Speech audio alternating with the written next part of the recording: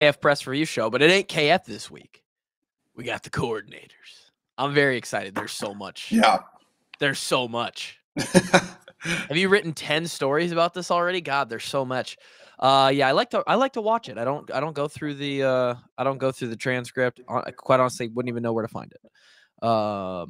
So got on there, 47 minutes worth of Tim Lester and Coach Parker. I don't know why it cut off Levar. Yeah, and then it like the video went weird, the audio was still going, and then it like cut, and he was on a completely different question. So I don't know how long Levar stood there. He was probably up there for 15 minutes. I mean, he went in depth on a couple different things, so I'm a little bit surprised. That one, the video was 17 minutes long, so he was probably there for closer to 20, and then we got like 2 or 3 minutes cut off. But we got plenty of Levar. I don't even know if we'll get there. I wrote down so many things. I definitely want to touch on all three. I'm gonna have to call this something different this week. It's just gonna be the press review show because there was no KF. I'm sure he loved that. Got to hang out and not talk to us. Yeah. But we did get to hear from the other three, and it's really, I don't know. Maybe it's just today. I know I just saw your tweet. You're on four espresso shots today. You got it going right here, bud. That's insane. I just cracked it open. Oh, that's good. You're not totally. To be fair, though, like, I didn't mean to do it. Their coffee brewer was broke. So they're like, oh, we can give you an Americano. And I'm like, I don't know what it is. I'm like, all right, sure. Because I'm straight black coffee, espresso. Like, that's it. I don't do lattes. I don't do any of this other stuff. And then after I ordered it, she goes, do you want to add any shots? And she was like, there's 4 in there. And I'm like, nope, I'm good. Who? Jesus Christ. Dan and Campbell? Also, yeah, that's the only person. Doesn't he do 2 quad shots every morning? So he does 2 venti black coffees from Starbucks, and then he adds 2 double espresso in each of them. Jesus Christ. That's too much. Gonna die. Anyway. Yeah, I am. Just tried it. Well, no, he is, and maybe you will as well. Burnt my mouth on an Americano one time, and never. I was like, just scarred you. Yeah. Yeah, I was just like, I don't even care if it was good or not. I'm never ordering one of these again. It kind of felt like not Tim Lester or Levar. They gave us at least the energy that they normally do. Coach Parker felt like maybe he was on an espresso yesterday. I felt like he was a little bit more. He was a little bit more edgy, I'll call it, than usual. And it was very interesting to me because I was curious how he was going to do his opening statement, just considering that the defense really hasn't been what we expected thus far, I think it's fair to say. But he brought up, through 4 games last year, he brought the stats. Points this year. But, like, he brought all the good ones first, and I was a little bit surprised by that, to say the least. Just because you feel like he would be one to like really hone in on the bad stuff. I wouldn't say that, but I think with as senior led as this defense is, I thought he'd a little bit more pinpoint and just have a little bit more venom when he was focusing in on some of the negative stuff. Not that he's going to be fully negative in front of the media, and that's 100% by strategy, and I respect it. But I thought he'd be a little bit more to the point. Yeah. Yeah. I felt like of the 3, he was maybe the most vague and the most not like intentionally, but I got the vibe from him. Let me see if I can I wrote down like a general feel of like the vibe of his entire 20 whatever minutes was there's more to meets the eye with defense. There's a lot of things that have happened through 4 games that appear to be on one guy or on another guy or on one side of the defense or at one level of the defense. And he pretty much brought everything back to like, you guys just don't even know. Like you don't know what the call, you don't know what the check was. You don't know what we're trying to do, what I told him to do. If he's trying to cheat it this way, I mean, he got a little bit specific there on some certain things. He's like, there's a million different things on these plays. I don't know who tweeted it out yesterday. One of the other reporters did, but it was like they were like, Parker's message is essentially just stop worrying. Like, don't worry. Like they will get better, and that's kind of the way what I took away from it too. I think there's still a great deal of trust that he has in his guys and the defense that he's leading. And again, it kind of goes back to I think we touched on last week. I think there'd be a lot more panic about this defense if it wasn't a group that had not gotten it done before. They've gotten it done before. And I think that's kind of my big thing. And I'm not even going to try to take too much away when they play Ohio State next week. Ohio State's ridiculous. Yeah. Like that Jeremiah Smith might be the best freshman wide receiver I have ever seen in my entire life. He might be their number one receiver right now. And I'm curious how Phil Parker and them try to, I don't want to say attack that offense, but try to limit that offense. But you're right. I think Phil Parker is a little bit more vague than he normally was. And, not to flip it to Lester immediately, but Tim Lester was as specific as I've heard a coordinator talk. And I love it when coordinators and position coaches don't talk to us like we're dumb, because we learn something that helps us a lot more too. I'll bring it back to Parker and we'll finish on some of his stuff before we move on. Because I feel like Lester was the main event. Star of the show, yeah. Oh my God. There is something so endearing about him. And I feel like in coaching, there's an element of, okay, your stuff, the game, you're good with players, you can recruit, all this stuff, X's and O's. But there's this intangible, like players have an intangible. This guy's a great leader. This guy, he just, he's his work ethic. You can't really pin it. There's not something you can really measure it by. And I feel like in coaching, there's a little bit of that with endearment, like how, and man, you listen to coach, and maybe this is just because, and nothing against Brian Ferentz. I'm a huge Brian guy. People, I'll take that to my grave. People fault me that. I love Brian, his personableness, how he was personally with the players. Don't worry. Relatability. Sure. Didn't go to class as much as I should have, but Tim Lester, man, he gets up there and it's like, I just love listening to this guy talk, and the YouTube comments reflected that as well, and the detail that he went into reflected that, and it was just like, oh, I could listen to 2 or 3 or 10 hours of this right here easily. And I think there's probably a thirst for that because Brian didn't give a lot of those specifics. And I don't know if it's because he didn't want to. I have a feeling that that's a lot of it. Or if Tim Lester's just better at communicating some of that X's and O's deeper stuff in a layman's way to the media, to anybody watching.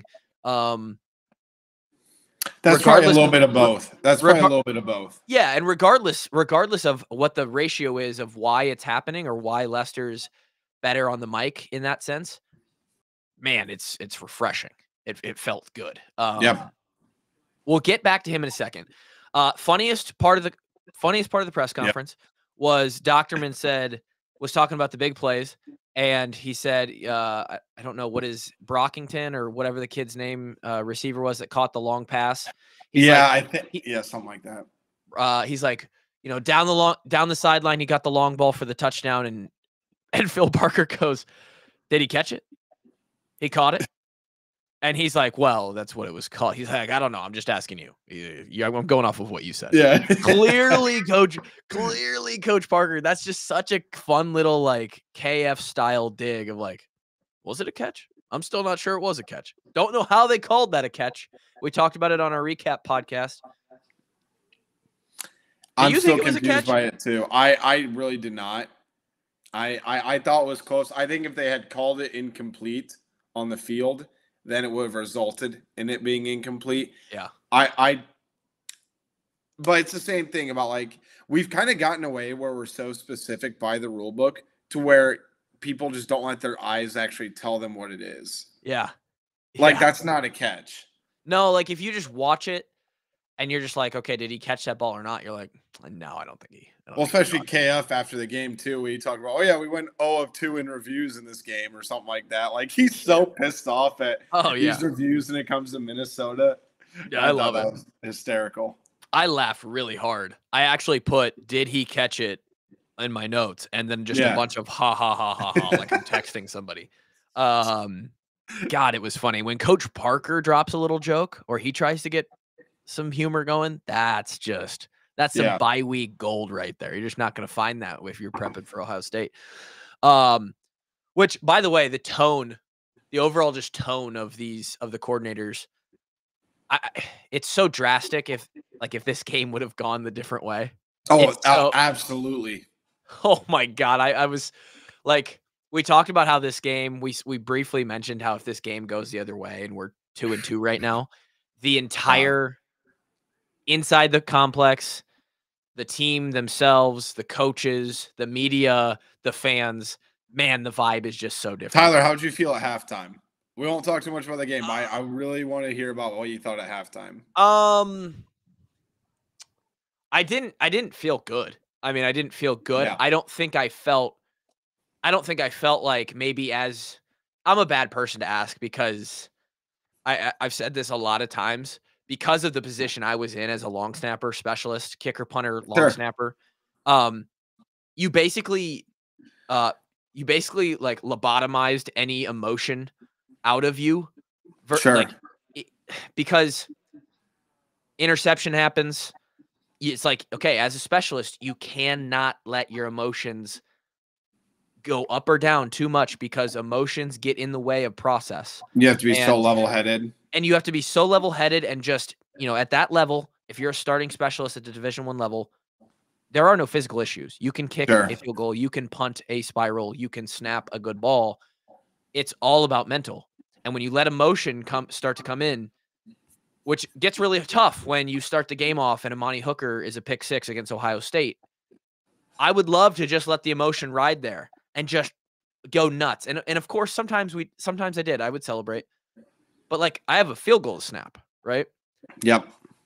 Keith Duncan has you have to go perform your job. You can't celebrate like the rest of the guys because your job specifically is so mental, and mental is really affected by when you let emotion cloud that. So now as a fan, 6-7 years later, at 30 years old, I watch and enjoy the games in a similar box where I don't let myself, they'll score and I won't really celebrate and bad things will happen and I'll just brush it off because I'm so used to that. But like, yeah, I would say I was somewhere in the middle, not nearly as down as a lot of fans were.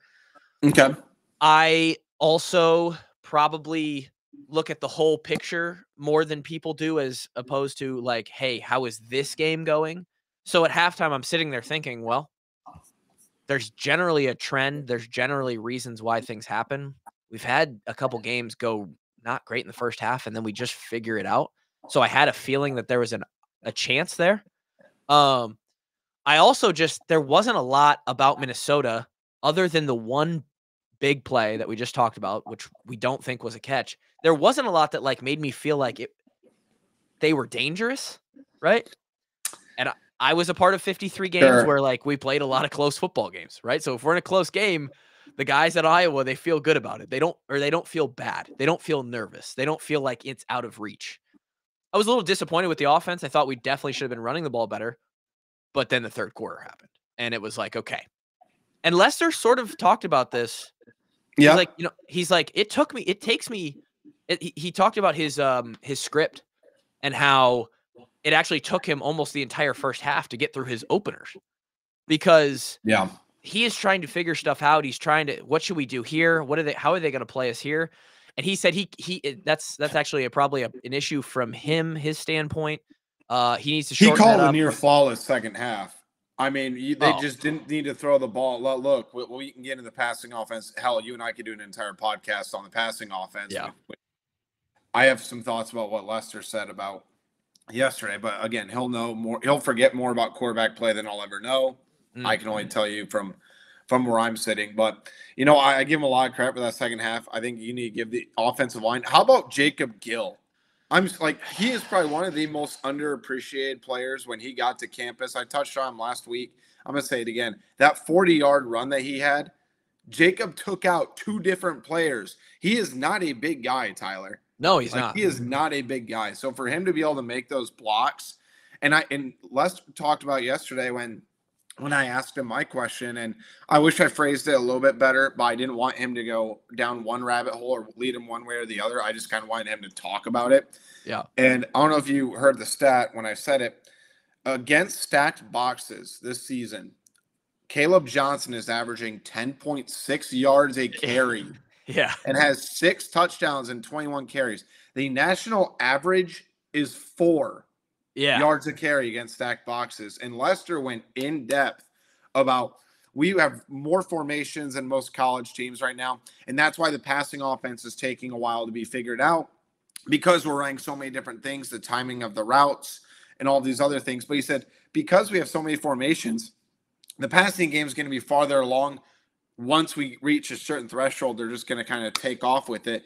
But he said, because of all the formations, the wide receiver blocking and just the pre-snap movement, even against a stacked box, and if defenses know what's coming, they still have to think about 3 or 4 or 5 different things because it's not so cut and dry. So when he went in depth on that, it was really, really telling to me that, one, very early still, Iowa hired the right guy. Yeah.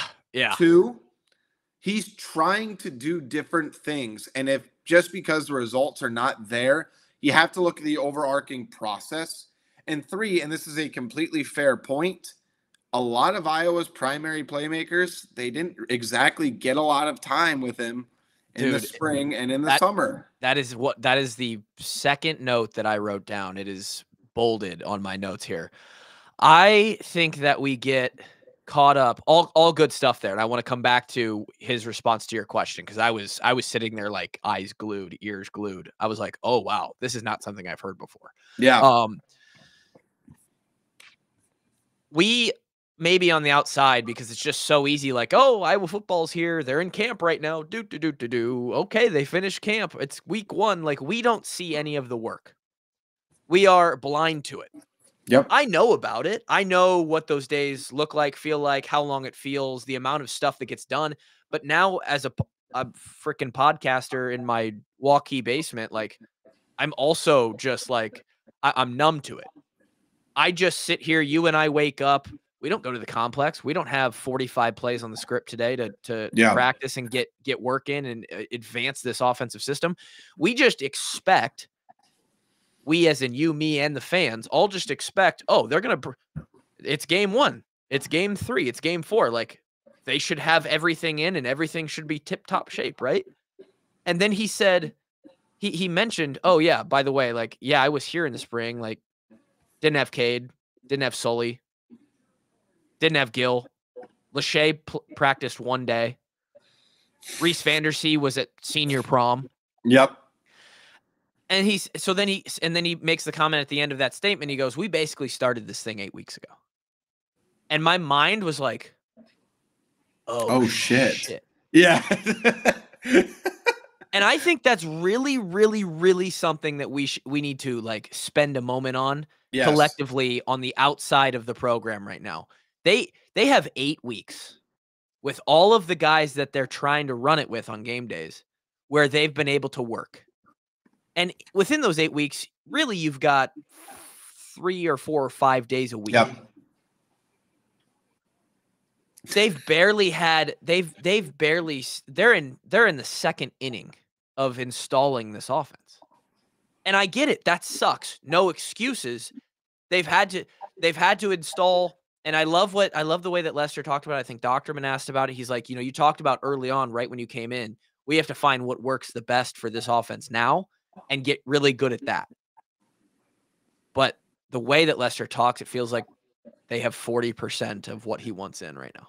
And this is what we talked about last week, remember? And I think it was something to do with learning the new offense. And plus, there's some limitations I still think at quarterback. Like, this is not Tim Lester's passing scheme. I'm telling you that right now. He has so many more downfield plays that Iowa has not even tried, and I'm sure you wrote that down too, and we'll get into that. But this is a different offense right now than we will see next season. Yep. Next season's going to look completely different. I'm not sitting here saying, oh, by golly, Iowa's going to take the Big Ten by storm with its offense. But there's going to be teams next year that are going to be very, very surprised about the way Iowa runs its offense next season. Yeah. Leicester's the offense is handicapped right now by time. They just haven't had time in the game. And actually, the first thing he started with was what he calls time on task. That's the first note I had. He said, this is an advanced system, and a week like this is so important because we've had 8 weeks. We get 12% of what we've had total to add on to the ones, the twos, the threes, all getting reps in this offense, especially a week where the opponent is us. We're just fighting against us, trying to install as much more as we can. God, there's so much more. And so I think the point the point I wanted to make there was like, hey, on the outside, I know it's frustrating, but this is sort of the nitty-gritty nuance of when you say, oh, it's year one, we have to give him time. This is why you have to give them time. And I get it. We play Ohio State next weekend. We have 6 more games on the schedule, ideally a bowl game. But when you break it down, like, this is the reality. And it's going to look different, especially as guys continue to catch on. It's also worth noting too, I think there's a little bit of angst and pressure from the fan base because of the team that we all know that we think they can be in terms of making a college football playoff push, looking at the future schedules, replacing so much next season. Mm-hmm. So there's an extra level of, I don't want to say accountability, but there's pressure to get this thing right immediately.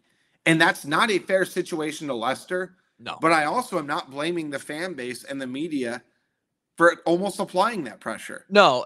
Because there's just so many different factors that are going into this situation. And I like what you said about year one. Because guess who saved his job this year? And I said, I'm going to wait until year 3. If there's no progress by year 3, you have to make a change. Mr. And that's George Barnett and the offensive line. Yeah.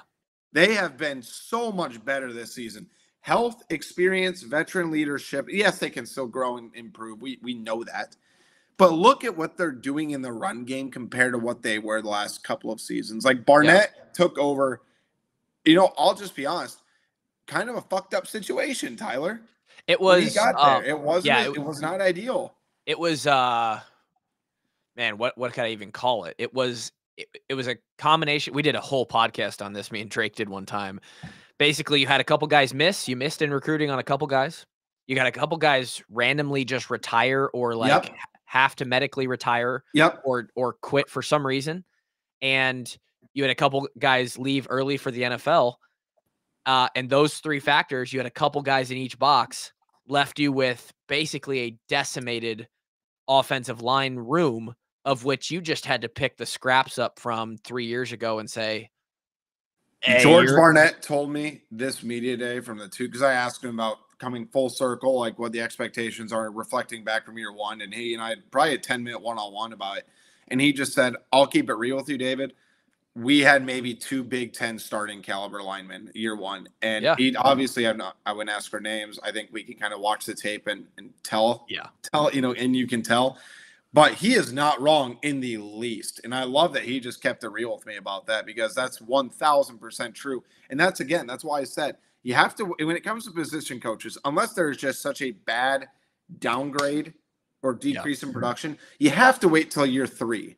Year 3 is the judgment year. I always try to give coaches at least 2 years to begin to turn the ship a little bit. Yep. Back to the answer to your question. I thought it was so interesting to hear it put in a way that he said, yes, we've got a lot of stacked boxes, but they also have to deal with a stacked formation. Yeah.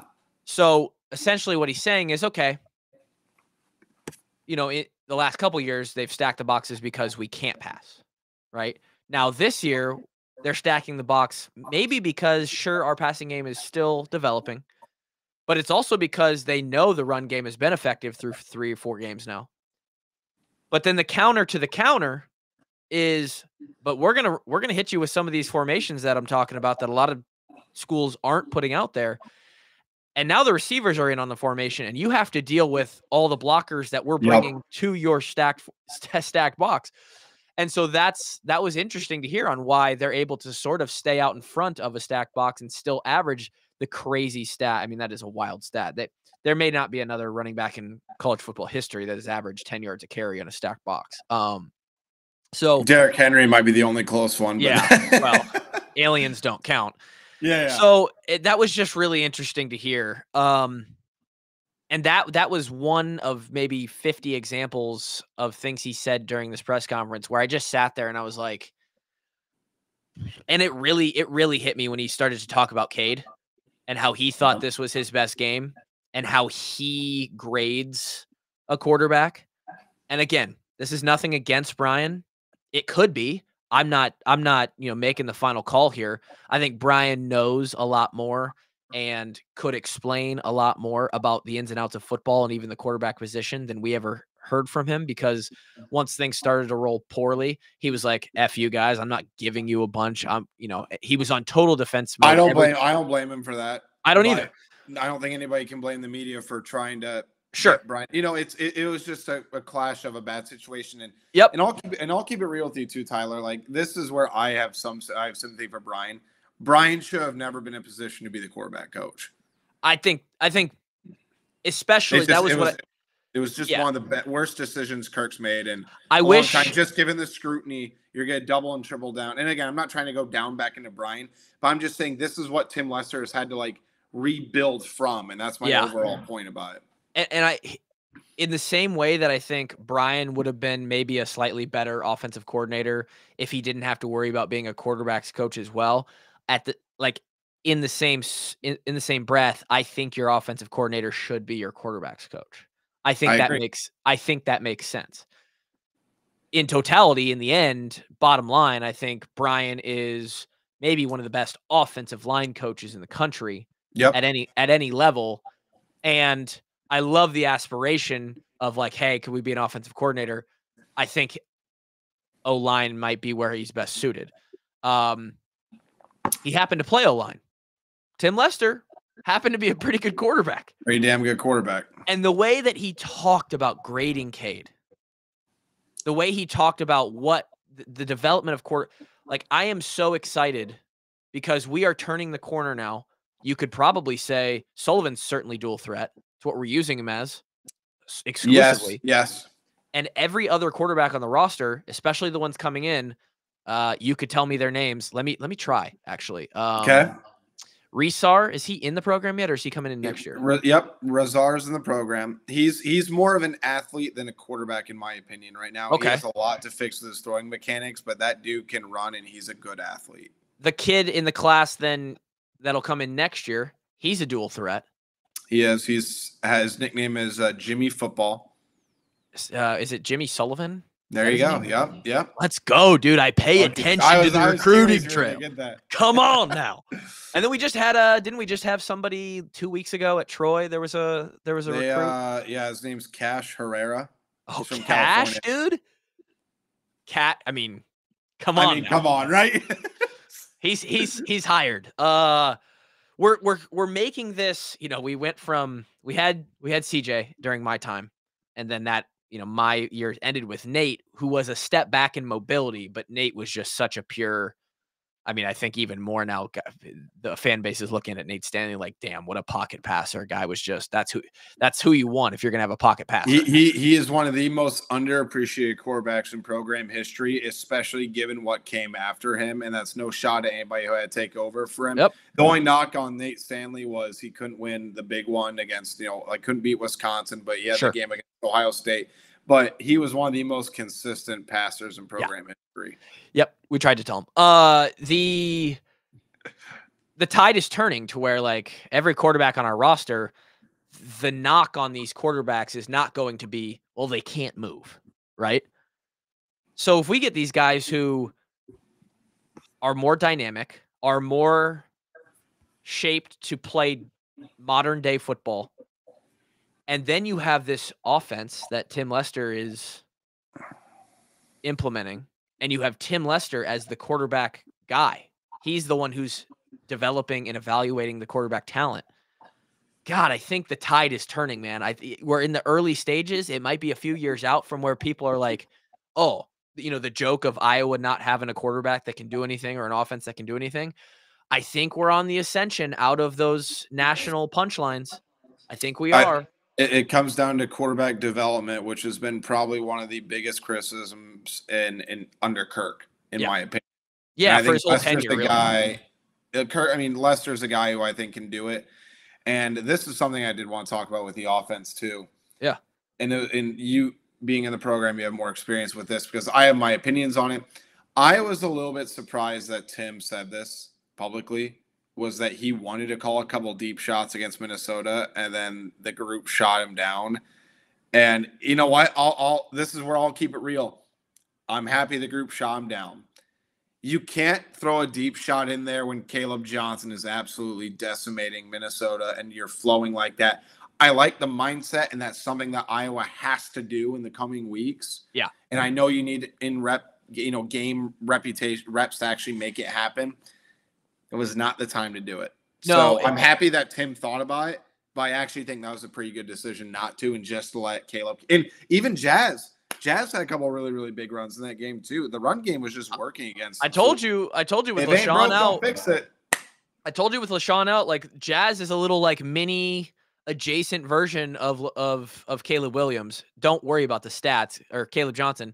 The stats are what they are. He's going nuts. It's video game numbers. I'm telling you, the way he runs the ball, the way that he moves, sort of even the way that he looks, he's not as built as Caleb is. But Jazz is like, he is such a great, what I would consider a second option. I'd have him as number 2. 4 games in, and probably, with LaShawn hurt, Kamari's probably 3 and LaShawn's 4 at this point. But again, the numbers don't matter. It's just what they give us and how many reps they can give us. You're right. Tim said a lot, and he's so, I think part of his endearment is he and maybe people don't think he is, but he's so honest. He's just honest, and he's just telling you like it is. And he has a very good way of being optimistic about things, but like explaining why there's optimism, and you believe him, right? I don't think there's bullshit in him. I don't think there is. I don't either. I think it's really going to help on the recruiting trail too. You know where he was really honest as well? Go ahead. Is he in a way, and Brian wasn't good at this because Brian, I think at one point, who was it? Was it Labus? Who he's like, you don't want to see him out there or something like that. And the way that he was trying to be funny or talk about guys specifically to the media, just even Kirk when it came to Deuce Hogan. Yes, I think that's maybe it just hasn't hit. But Lester straight up told us what most people would think is our best pure athlete at the receiver position. He's like, yeah, Caleb Brown he hasn't run routes correctly. He's not doing what he needs to do up here. Physically, yeah, probably one of our best athletes, biggest playmakers. But if he doesn't run the right routes, if he doesn't understand the playbook, if he doesn't understand versus what coverage, what kind of route he needs to run, that was a little nuance that he added in there. He's just not going to be the guy. That's where I have sympathy for Cade, by the way, too. That's why I have sympathy for Cade, because at times, we don't know what play they're trying to run. Cade can make a totally error throw, and everybody's going to blame Cade. But guess what? The receiver ran the wrong route. Yeah, I Cade put right where he's supposed to be. Lester said that they had a play versus Minnesota that should have been an easy, like a 10-yard out route or something, and the guy didn't cut off the route well enough, and he kind of rounded it instead. And all of a sudden it's 2nd and 10, and people thought, oh, bad ball by Cade. No, bad route by the receiver. Yeah. And this is why, and it's never going to change, because that's what it is. Like, you can't ask every fan to know football. And even if they know football, you don't know what was called. You don't know what checks were made. It's just, you're never going to know all the details. But it's, and part of that is the timing stuff with the individual route running and stuff. But it's just like, man, when all of this does click and they double what they've got in the playbook right now, it feels very exciting. That tells me that if Caleb Brown can figure it out, and he's been as big of a playmaker as they say, and I'm not trying to hype him up too early because obviously a lot of things happen. I mean, Tyler, he could have a massive year next season. He could go crazy. He could go absolutely crazy. I think we have the potential for that, and I do believe that's something this offense needs. And again, I don't know if this will come back to sort of that second half play calling stuff, because Lester said, we missed a couple. I had a couple called that we checked out of, talking about this vertical passing game. Yep. You guys pressed him on it like once or two or three times. And he's like, yeah, I had a couple called. We missed a couple. We checked out of a couple. And then in the second half, I had several that were set up. We just didn't need them. And he's right. Yep, they didn't. When you give the ball to Caleb Johnson and it's just 10 yards a pop, why would you call a seam route? You just no, exactly, and that's the other part of it too. Like, what if Iowa had called it and then Cade throws a pick, and then everybody pissed off at Cade and everybody's pissed off at Lester. Yeah. Like, but it was not worth the risk unless they're forced to call. That's why like that opening drive against Minnesota arguably saved the season, in my opinion, from the outside, because they had that in the second half. They had that play to Ostranga for 19 yards. The second half, like the 5-play drive, yeah. Yes, that saved the season, in my opinion. Yeah, I think that totally changed the momentum of the game.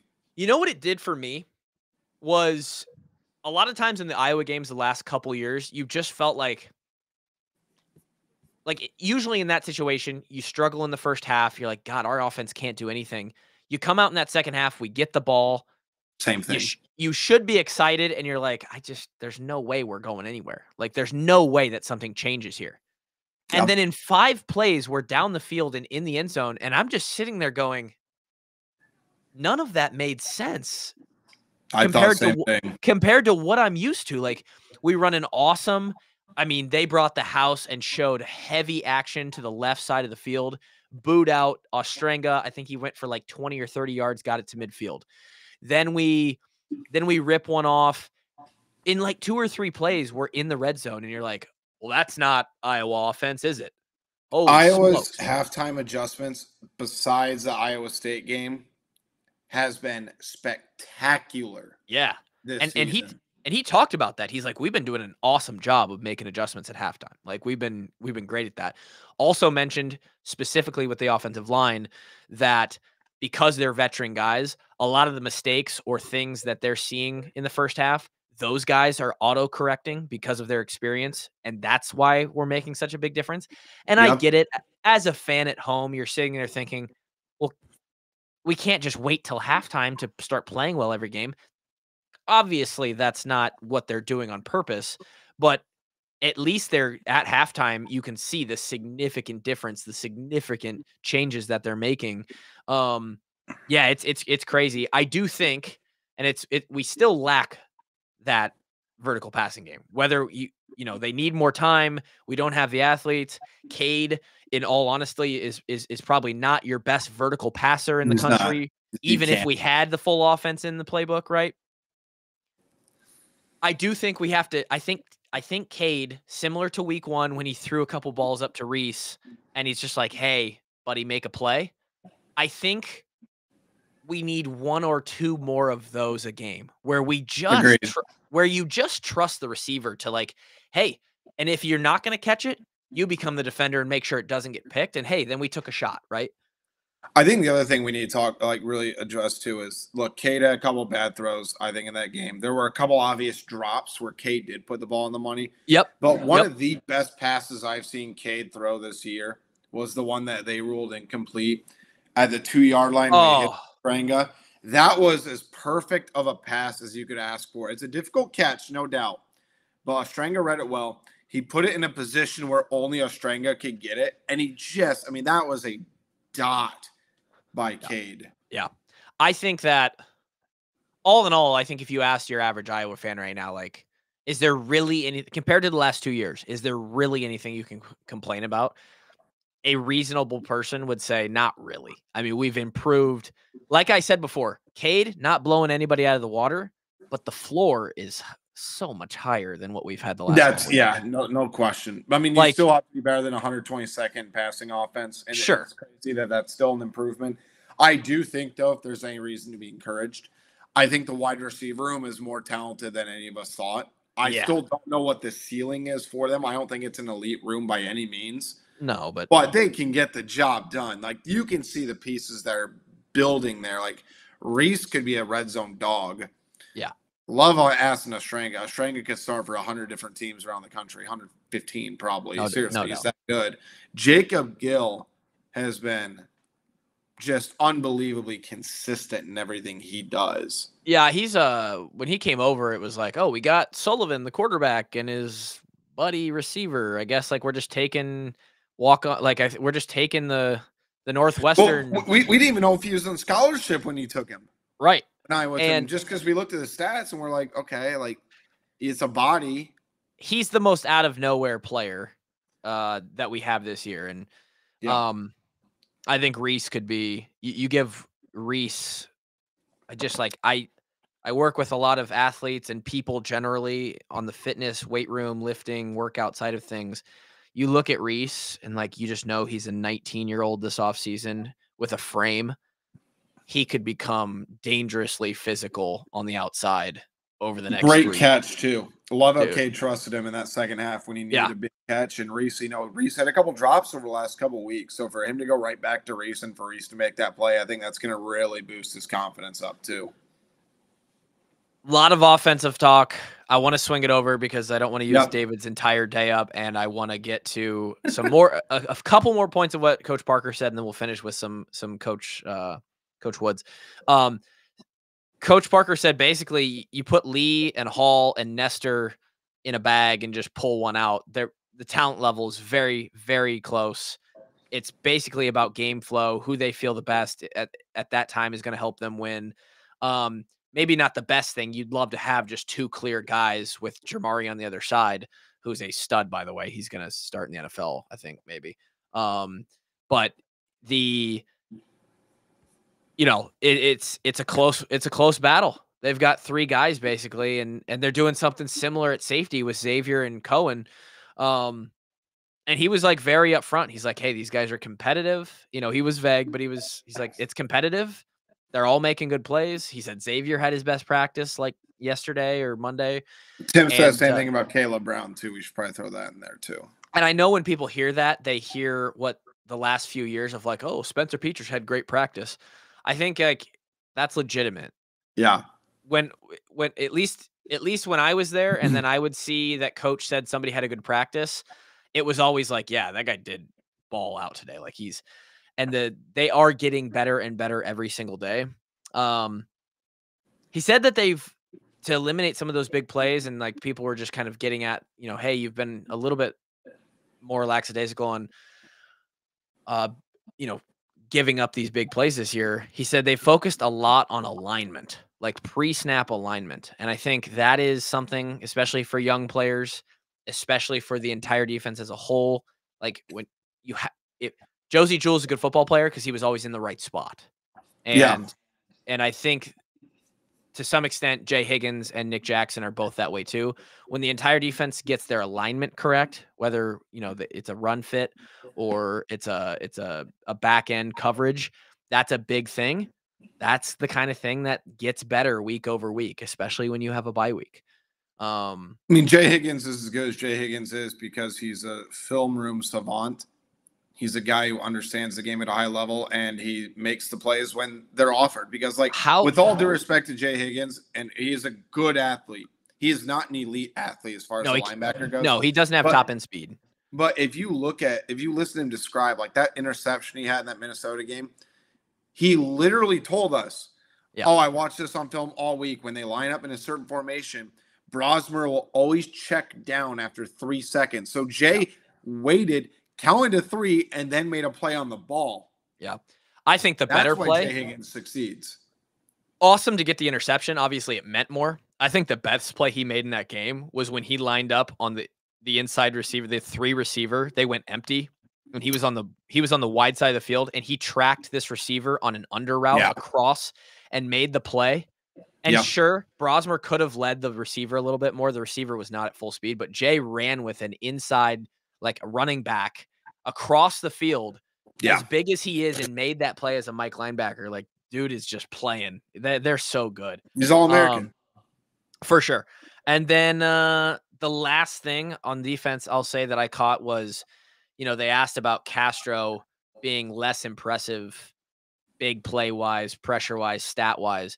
And Coach Parker sort of alluded to, he might not have the stats or like the flashy things that are happening, but I guarantee you the opposing offense is going, hey, where's 29? wears 29. And I think that's something that goes under talked about or sort of just under the radar. Absolutely. Is like from a fan perspective in the media, we're kind of like, oh yeah, Castro's like, he's doing good, but he's not having a great year. Yeah, it's because they're avoiding him. Like I Desmond think King, at times he's missed a couple plays that I he's think he would have certainly made last year. I mean, yeah. but Castro is still making a huge impact on defense. I Yep. know there's reps that he'd rather have back this season, but he's going to apply that for the rest of the season. He's going to be better for that. And on top of that, you know what it reminds me of? Not to the same degree. It reminds me of like when they had Desmond King. I was just going to say Desmond. Like if you're an All-American with 8 picks and you come back for another year, or if you make all these plays, guess what? They're not throwing the ball to you. Go look They're at the not stats. Going to. Anybody listening, please go look at the stats of the the throw chart of teams in 2016. They didn't throw. Teams did not throw to an entire side of the field because Desmond was over there. Desmond only ended up with like 2 picks that year. 2 picks, but you still a Jim Thorpe finalist because he shut down half the field. He literally closed down.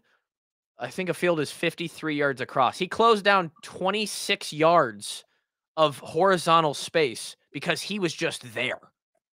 And we all talk about, like, think about this. Like, I feel bad for whoever lined up opposite corner of Desmond and Josh and all those guys. Maybe they could still be damn good, but they're getting targeted every play because they don't want to throw the ball. Like, Maven still ended up as an NFL guy for a decade. Yep. Yeah, Maven he got targeted and he got criticized like crazy. And I remember it too. There was so many throws that went Maven's way on the other side. And I think for a while there, it would have been Reese. Oh God, now I'm blanking on his last name. I can't remember. Reese. Oh my God. It's a tip. Holy smokes. Somebody's saying it right now as they listen to us. But that's the effect that Castro's having right now, is like the other team, the other quarterback knows probably don't want to throw too close to his way. We don't want to give him an opportunity to change the game right now. So good stuff from Phil Parker as well. And then we'll finish here. We'll wrap it up with Coach Woods. My favorite to listen to, although Lester making a hard case, so fun to listen to. Talked about how Reese knew that punt against Troy was not good. Everybody knew the punt was not good. Everybody knew the coverage was not good. They heard about it at halftime. That is not something that usually would have loved to be a fly on for that. God, I want to know what Coach Woods, because Coach Woods stays pretty low key. He's pretty level. When he gets after it, though. Oh, they got the punt coverage unit got their ass reamed at halftime of that Troy game. And glad I'm not there, because if I was there, I would have been on that. But definitely wish I could be a fly on the wall for that. But they talk about how everybody knows Reese can smoke it. They know he can do what he did this past weekend. He opened it up with, what he's done this season is really a microcosm of what they've seen in totality with Reese. It's just a fight for consistency at this point. Yeah, I mean, I asked him if it was, like if he said anything to him throughout the week, or if this really speaks to Reese's maturity and level-headedness, because that's interesting. You talked about a half hour ago about the mentality of being a specialist and the way you have to approach everything. And I think Reese put that on full display, and to understand that as a true freshman, who, by the way, is not even from this continent. Yeah. That showed me a lot. Yeah. He said something in the answer to your question of the focal point of, and this is maybe hard to understand. And I think the best analogy is like maybe shooting free throws. More people have played basketball and shot a basketball than have tried to punt, snap, or kick. Sure. When you're a specialist, there's in large part 2 ways that you approach the position. And when you can get to, it's a mental thing. Again, going back to the mental side of the just the nature of the position. A lot of guys are kicking, and this is like almost everybody in high school. They're trying to not miss, right? I just don't want to miss. I don't want to hit a bad ball. When you cross over the threshold of, I'm no longer trying to not miss, I'm seeing how good I can make this, how far I can kick this, how good of a field goal, how pinpoint accuracy I can be. It's very similar to like maybe the at-large style of play that Kirk plays, or people like to say that he plays, is like he's not trying to win the game. He's trying to not lose when he gets up, right? It's the same thing within this specific area of kicking or punting. There was a while there in my first year starting in 2014 where when I was snapping the ball, I was just trying to get it to the guy. I just didn't want to throw it over his head. In my head, that's how I thought about it. I don't want to throw this over his head. And then later on in my career, it was, how pinpoint could this be if I could just hit this one little pinhead sized dot on his hip? And it's aim small, miss small. When you start to be more confident, Coach Woods used the words, he wanted them to be the aggressor and they wanted to go on the attack. When you start to have that mentality as a specialist, now you get loose. Now you get freed up and you get to see your true potential. And we got to see that 50 yards, 50-yard average, no returns. It was huge. As much as we have to dumb down the game to a certain degree when we talk about the larger scape of college football, and we're talking to college football fans and even me at times, right, and media members. Me too. It's so interesting when you get those little snippets like that from Levar, and it also just makes me think and should make other people think like, oh my God, this goes a lot deeper than you actually think. It's so deep. Like it's such a simple game, but it's so complex. Even just like, a punter, a kicker, or snapper, they essentially do one thing over and over and over again. All the other positions, they have to do a lot of things over and over and over again. And even just for the snapping, kicking, punting, the detail of which, like, the angle of your foot versus the angle of, like, the little details of kicking, punting, snapping could just blow your mind. And then it goes a million miles further than that. Yeah. Talked about Stevens. Talked about Stevens. Like that was some compelling stuff too. Because again, you talk about coaches keeping it real. Levar keeps it as real as it was. He even said, like, yeah, Drew had false confidence last year. Yeah. And that was really telling to me. He said, no, he's got it now. He's reading maybe 1 to 2 pages a day. But he's reading now. He said, this is what the real confidence looks like. And Drew's playing like he has real confidence. And false confidence is better than no confidence. Yeah. Right? But how do you respond when you get called out on that false confidence? When you catch an obstacle, when you catch a little bump in the road, that false confidence gets real shaky and you start to feel like a fraud versus what he said is he now has conviction over confidence, which was an awesome distinction. Love that out of Coach Woods. Great way to put it. I think I can tell. I've been saying it all along because I'm a geek and I'm the only one who watches it. But like every time Stevens has hit a kickoff, I'm like, God damn, that's booted. I mean, even Woods, I think, was stunned that Minnesota returned 4 of them. And they weren't bad balls by Stevens. The Minnesota guy just thought he could break one. They were really trying to like make something happen there. Stupid by their return team. I don't think they ever got past the 20. No, great coverage. The kick coverage team is looking great this year. Kind of some low key things that came out of Coach Woods' mouth was like, one, he's not a fan of PFF, and I don't think any coaches are, which makes sense because PFF acts like they have all the stuff right, and they don't, because, again, they don't know the calls. Do you remember after Nate – I'll go back to a PFF. Like, I think they do a lot of things well, but there's some things where you're just sitting there going, what the hell are you watching? Remember when Nate Stanley threw 5 touchdowns against Ohio State? Of course he did. Yeah, he wasn't even the Big Ten quarterback of the week. It was the guy who threw like 2 picks. Yeah, that's weird. And then also, he didn't want to say numbers specifically, but if you watch Drew kick and you know anything about it and you listen to Coach Woods, somebody asked him about like, hey, you thought maybe it was you who asked about. I think it was Steppy. Asked about kicking the field goal at the end of the Iowa State game. And they're like, yeah, we didn't really think about it, but we've kind of looked at it since then. He mentioned like in the NFL, you see these guys that are in the mid 60s now on these top end field goals. Like, yes, it's tough to do in a game. It's mentally like a huge mind F because you're just like, okay, I'm back here. I really got to put something into it. Drew Stevens can kick a 60-yard field goal. I believe that. I know for a fact. And also just based off the fact that every kicker I ever played with, even the ones who didn't play in the games, like our 2s and our 3s, other than maybe Keith, I think Keith might be the only one I saw and snapped in practice for multiple 60-yard field goals. Like we were kicking off of the 50-yard line. Yeah. And I saw Marshall Kane, Alden Hafar, Josh Prohl. Absolutely. Everybody. They could smoke I should know this at the top of my head. How far was the game winner against Pitt? Wasn't that like 56? 57. Yep, 57. 57. Okay. And it was probably good from another 2 yard. It might have been good from 60. I think it bounces through on 60. So, it probably was good. Like it was 60. close, man. I remember that, but Yeah. yeah. So good to know that Drew has it and like it's very visible. And then the last thing was he said that I think Drew said this himself, maybe, that he's more process oriented now and not as much of a feel guy. And I chuckled at that because Coach Woods said something like, at some point, every specialist starts to understand that you can't just go out there and just feel it out every time. Yeah. You have to have some sort of process. And that is true. Like there's got to be some structure to what you do. But I personally was very much a feel guy.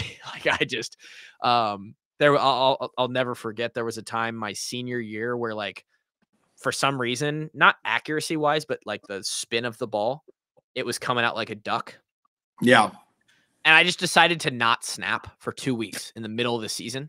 Like I did not snap balls at practice. I was just like, I know what I'm doing. Every snap that I'm doing is just coming out wrong. I did it for period. It was like a 7-minute punt period at the beginning of the period. I didn't do anything for the rest of practice. And it just self-corrected after 2 weeks. I was like, it's just a feel thing. Like I just need to get it out. That's interesting. But it's fun to hear because a lot of guys do need that process. Like it is a very specialists are very heady. Specialists are very overthinkers. Yeah, and I just think about Miguel Racinos, who just texted me this morning. He's got like 8 months until he's a doctor now. Fun stuff out of them. And personally, I think we should kick more field goals. I know that's like a weird thing. It's like, okay, but I've been surprised they have not even attempted a 50-yarder this year. It's a mistake, man. I'm telling you. 48. And I don't know how many. It's a very unique situation where you get close enough. You're kind of at the 33 to 40 yard line heading in, and you get stopped. And now you have a decision: do we go for it? Do we do a short punt, or do we kick the field goal?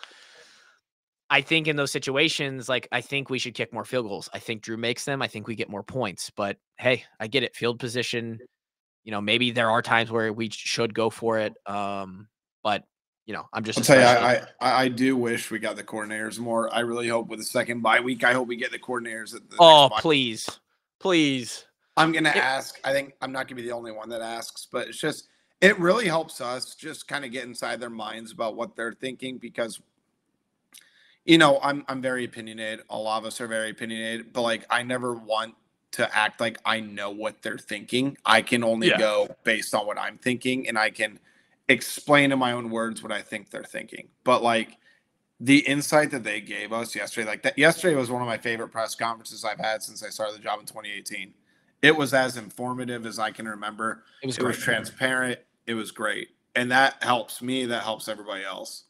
I got the same vibe. I was 6 minutes into listening to Lester, who was up first, and I was just like, "Oh, this is gonna be fantastic." Like I immediately was like, "Oh, me and David are gonna have so much to talk about," which we did. 58 minutes on the ticker on my screen. Yeah, I think I was literally about to text you, but I was typing up a couple of things. But I was gonna text you like, "Oh, I don't know if you're watching, but this is gonna be good." Heater. Which is good because today's my birthday, so I decided. Plus, we didn't have an episode to really preview this week, so we're not doing a main episode. Happy birthday, Tyler. Thank you. 30 years Happy old. Birthday. 30 years old, into the 30s. Feel better than ever. And hopefully I have the same vibe in 8 months. I'll be joining you in the 30s club. Yeah, dude. Yeah, it's great. We are not going to do a main episode this week, so the David Eicholt and Tyler Kluver press review is the Thursday episode. You guys are not hearing this on Wednesday when we record it. You'll hear it one day later. It's the main feature. We are excited to be back next week. OSU preview. Maybe the boys can go in and do something. I don't know. Caleb Johnson revenge game. It's why they play. Never got recruited from Ohio. True. It's why they play the games. Thank you guys for listening. We'll be back with the 5-10-5 show tomorrow with Coach Justin Lima, and then we will have a Monday recap of the college football weekend for you guys in a few days. We will see you then.